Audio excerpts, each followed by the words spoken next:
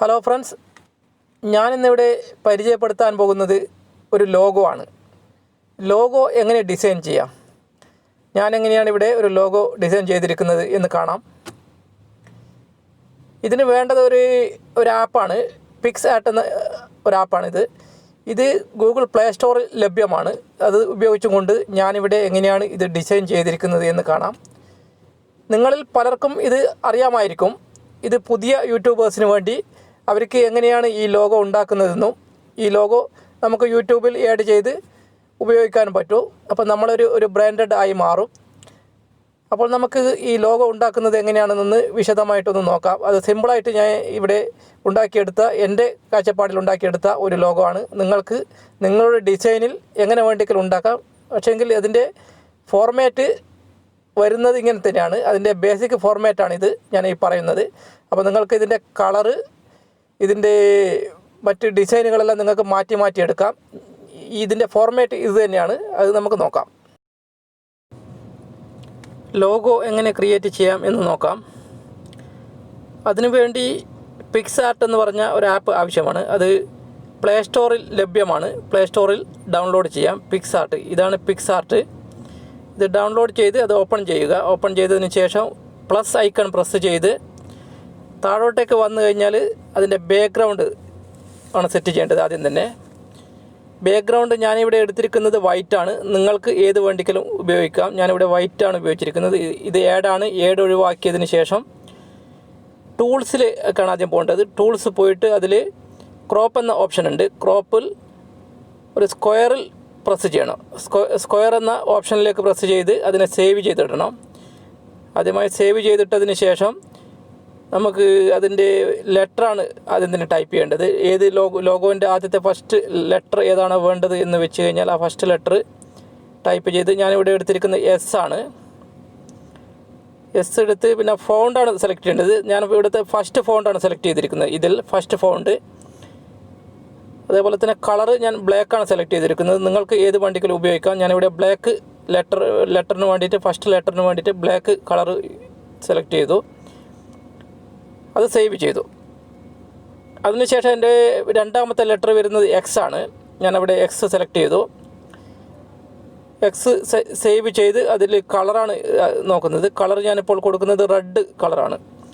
ഈ red colour കൊടുത്ത് അതിൻ്റെ സൈസും അതേപോലെ തന്നെ എസിൻ്റെ അതേ വലുപ്പം തന്നെ നമുക്ക് സൈസ് ഇവിടെ അഡ്ജസ്റ്റ് ചെയ്ത് മുകളിൽ നിന്ന് താഴോട്ടേക്കും അഡ്ജസ്റ്റ് ചെയ്ത് വെക്കാം. അത് നമ്മൾ കറക്റ്റ് അഡ്ജസ്റ്റ് ചെയ്ത് പ്രോപ്പറായി വെക്കണം. അത് കറക്റ്റായി അഡ്ജസ്റ്റ് ചെയ്ത് വെച്ചതിന് ശേഷം അതും നമുക്ക് സേവ് ചെയ്യാം. ഈ ലെറ്റർ നിങ്ങൾക്ക് ചെറുതും വലുതും നിങ്ങളെ സൗകര്യത്തിനനുസരിച്ചിട്ട് അതിൻ്റെ വലുപ്പം കൂട്ടുകയും കുറക്കുകയും ചെയ്യാം. അത് സേവ് ചെയ്ത് കഴിഞ്ഞു. ഇനി നമുക്ക് ഇതിന് ഒരു കട്ട് കൊടുക്കാം. കട്ട് കൊടുക്കാൻ വേണ്ടി ഡ്രോ സെലക്ട് ചെയ്യാം. ഡ്രോ ഓപ്ഷൻ, അതിൽ തന്നെ ഡ്രോ. അതിൻ്റെ ബാക്ക്ഗ്രൗണ്ട് കളർ ഞാനിവിടെ കൊടുത്തിരിക്കുന്നത് വൈറ്റാണ്. ബാക്ക്ഗ്രൗണ്ട് കളർ ആ വൈറ്റ് തന്നെ സെലക്ട് ചെയ്തു. അത് സേവ് ചെയ്തു. അതിനുശേഷം ഡിസൈന്, അതിന് ഈ പവർ ഓപ്ഷനാണ് ഞാനിവിടെ സെലക്ട് ചെയ്തത്. അതിൽ ഫില്ല്. ഓക്കെ. ഇനി ഞാനിവിടെ ജസ്റ്റ് ഒന്ന് വിരൽ വെച്ച് താഴോട്ടേക്ക് വലിക്കുന്ന സമയത്ത് ആ ഡിസൈൻ ഇവിടെ വരികയാണ്. ആ ഡിസൈന് എങ്ങനെയാണോ നമുക്ക് അതിൽ ഡിസൈൻ ആവശ്യം എന്ന് വെച്ച് കഴിഞ്ഞാൽ അതിന് കണക്കായിട്ടുള്ള സൈസ് നമുക്കിവിടെ അഡ്ജസ്റ്റ് ചെയ്ത് അതിൻ്റെ ക്രോസ്, ഇപ്പോൾ ഞാനിവിടെ കൊടുത്തിരിക്കുന്നത് ഒരു ചെറിയ ക്രോസ് ആയിട്ടാണ്, ഒരു ലൈന് അങ്ങോട്ടേക്ക് കൊടുക്കുകയാണ്. അപ്പോൾ ഇപ്പോൾ കാണാം ഈ ഒരു രണ്ട് ലെറ്ററിനും ചെറിയൊരു കട്ടിങ്സ് വന്നിട്ടുണ്ട്. അതൊരു പ്രൊഫഷണൽ ലുക്കിന് വേണ്ടിയിട്ടാണ് നമ്മളങ്ങനെ ചെയ്യുന്നത്. അപ്പോൾ ഞാൻ എടുത്തിരിക്കുന്നത് ഈ ഡിസൈനാണ്. ഈ ഡിസൈൻ കറക്റ്റ് പൊസിഷനിൽ വെച്ചതിന് ശേഷം ഇതിനെ സേവ് ചെയ്യാം. ഇതിപ്പോൾ കറക്റ്റ്, ഇതിപ്പോൾ ഒരു ഡിസൈനായി മാറിയിട്ടുണ്ട്. ഒരു ലോഗോൻ്റെ ഡിസൈനായി മാറി. ഇതിപ്പോൾ സെറ്റ് ചെയ്തു. ഇപ്പോൾ ലോഗോ ആയിട്ടില്ല, ഇനിയുമുണ്ട് ചെറിയ ഒരു സെറ്റിങ്സ് കൂടി. അത് എന്താണെന്ന് നമുക്ക് നോക്കാം. ഇനി അടുത്തതായി നമുക്കിതിൻ്റെ ഫുൾ നെയിം കൊടുക്കണം. ഈ ചാനലിൻ്റെ ഫുൾ നെയിം ഇവിടെ കൊടുക്കാം. ഞാനിവിടെ കൊടുത്തിരിക്കുന്നത് എൻ്റെ ചാനലിൻ്റെ പേരാണ്. ആ പേര് ഞാനിവിടെ ബാക്കിയും കൂടി ലെറ്റർ ടൈപ്പ് ചെയ്ത് അതെന്താണെന്ന് വെച്ച് കഴിഞ്ഞാൽ അത് ഞാൻ ടൈപ്പ് ചെയ്തു. അതിനുശേഷം ഇതിൻ്റെ ഫൗണ്ട്, ആദ്യത്തെ ഫൗണ്ട് ഏതാണെന്നോ അതും അതിൻ്റെ കളറ്, ഞാൻ ആദ്യത്തെ ലെറ്ററിൻ്റെ കളർ ഇവിടെ കൊടുത്തിരിക്കുന്നത് ബ്ലാക്കാണ്. ആ ബ്ലാക്ക് തന്നെ ഞാനിവിടെ കൊടുത്തു. ആ ബ്ലാക്ക് ഇവിടെ കൊടുത്തു. ആ ബ്ലാക്ക് കൊടുത്തതിന് ശേഷം അതിൻ്റെ ഫോണ്ട് ഏതാണെന്ന് വെച്ച് കഴിഞ്ഞാൽ ഞാനത് സെലക്ട് ചെയ്യാണ്. നമുക്ക് ഏതാണോ സൂട്ടബിൾ എന്ന് വെച്ച് കഴിഞ്ഞാൽ അത് സെലക്ട് ചെയ്യാം. ഞാൻ ഇതിൽ ആദ്യത്തെ ഫോണ്ട് തന്നെയാണ് സെലക്ട് ചെയ്തത്. അത് സെലക്ട് ചെയ്ത് ഇവിടെ സേവ് ചെയ്തു. ഇനിയും കഴിഞ്ഞില്ല, ഇനിയുമുണ്ട് ഇതിൻ്റെ ഡിസൈൻ ബാക്കി. വീണ്ടും ഡ്രോ സെലക്ട് ചെയ്യുക. അതിനുശേഷം കളർ ബ്ലാക്കാണ് ഇവിടെ സെലക്ട് ചെയ്യേണ്ടത്. ബ്ലാക്ക് സെലക്ട് ചെയ്ത് അത് സേവ് ചെയ്യണം. ആ കളർ സേവ് ചെയ്തു. അടുത്തതായി ഇതിൽ ഡിസൈൻ ഓപ്ഷനാണ്. ഇത് ഡിസൈൻ ഓപ്ഷൻ ഓപ്പൺ ചെയ്ത് അതിൽ സർക്കിളിൽ ഓക്കെ കൊടുക്കണം. സർക്കിളിൽ അവിടെ നമ്മൾ ഒന്ന് വിരൽ വെച്ചിട്ട് ഒന്ന് താഴോട്ടേക്ക് വലിക്കുന്ന സമയത്ത് ഇതിനെ ഒരു റൗണ്ടിനുള്ളിലേക്കാക്കി മാറ്റാം. അതിനെ കറക്റ്റ് പൊസിഷൻ വെച്ച് കറക്റ്റാക്കി കൊടുക്കാം. അതിൻ്റെ കറക്റ്റ് സൈസ് നോക്കി അത് കറക്റ്റ് ചെയ്തതിന് ശേഷം അതിനെ സേവ് ചെയ്യാം. കറക്റ്റാണെന്ന് വെച്ച് കഴിഞ്ഞാൽ അതിനെ സേവ് ചെയ്യാം. സേവ് ചെയ്തതിന് ശേഷം അടുത്തത് നമുക്ക് പോകേണ്ടത് ടൂൾ എന്ന ഓപ്ഷനാണ്. ടൂൾ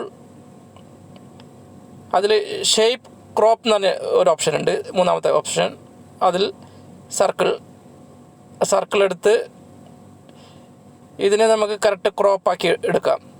കറക്റ്റ് പൊസിഷനായി അഡ്ജസ്റ്റ് ചെയ്തതിന് ശേഷം നമ്മൾ നേരത്തെ ഉണ്ടാക്കിയിരിക്കുന്ന ഈ സർക്കിളിനെ ഈ വൈറ്റിൻ്റെ മുകളിലേക്ക് വരുന്ന തരത്തിൽ അതിനെ ഷേപ്പാക്കി എടുക്കാം. അങ്ങനെ കറക്റ്റ് ഷേപ്പാക്കി എടുത്തതിന് ശേഷം അതിനെ സേവ് ചെയ്യാം. ഇപ്പോൾ നമ്മുടെ ലോഗോ ഡിസൈൻ ആയിട്ടുണ്ട്. ഇനി നമുക്കതിനെ സേവ് ചെയ്യാം. അതിൻ്റെ മുകളിലത്തെ ഏറോ പ്രസ് ചെയ്ത് ഇപ്പോൾ ഏഡാണ് വരുന്നത്. ആ ഏഡ് ഒഴിവാക്കി അതിനെ നമുക്ക് ഗാലറിയിലേക്ക് അത് സേവ് ചെയ്തിടാം.